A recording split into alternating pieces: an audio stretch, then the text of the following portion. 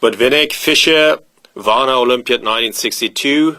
United States against the Soviet Union is one of the most famous endgames of Bobby. Yeah, and here he had a winning position against the great Patriarch Botvinnik. But what to do? Especially considering that it is the 41st move and the adjournment is near.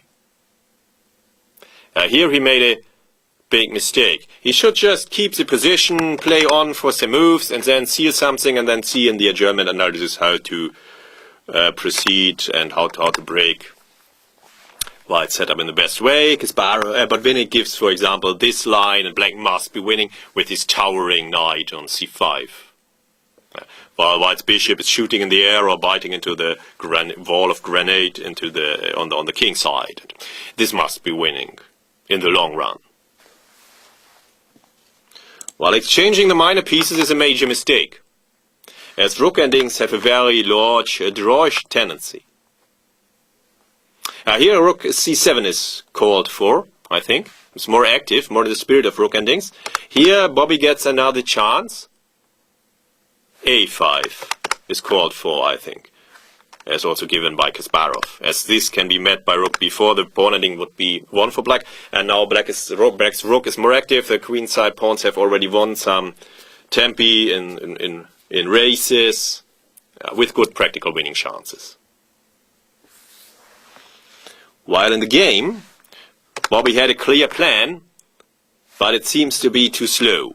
Amazingly, the counterplay seems to be quick enough. Okay, king h6 would be one last try, but it already looks a bit passive.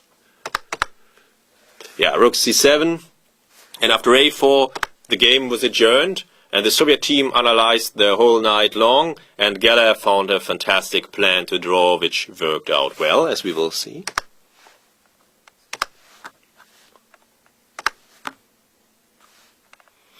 And now in the resulting races, white always seems to be in time. White starts with check, and now his h-pawn always seems to be just quick enough. Amazing.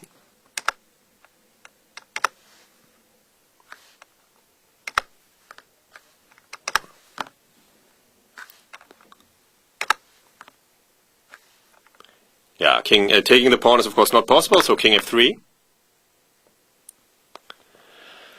And king d4 we will see later. This was debated in a fascinating duel of analysis by Bobby in his work My 60 Memorable Games, and by Botvinnik, who also showed it in a training session of his Botvinnik chess school, and then Kasparov also contributed something. But first let's see the game.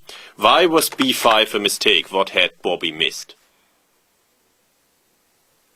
h5, and now it's completely drawn, because without his valuable b pawn, black cannot harbor hopes to win. He only has two rook's pawns left, and they do not provide good winning potential, and so yeah, it is now a clear draw. Okay, Bobby played on for just to play on somehow, but here it is clear that it must be a draw.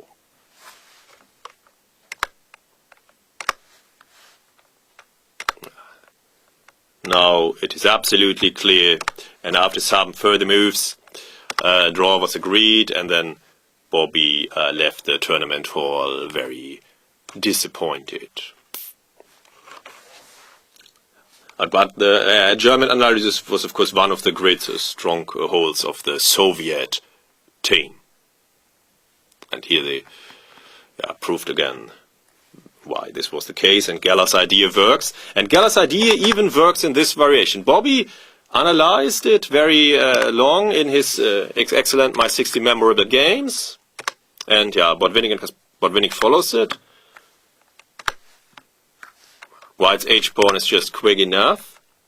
But, okay, first the big series of checks starts until black's king finds a safe harbor on a3.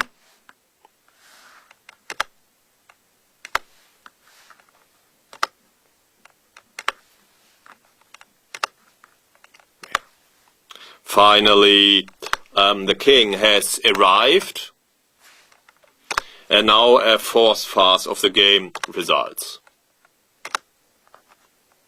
Yeah, this is the reason why Fischer and Botvinnik, of course, disagreed. It's always difficult to assess such positions without a computer, of course. For the computer, it's not so difficult. But for humans, it is. Black has the first check, so Black might be winning, but...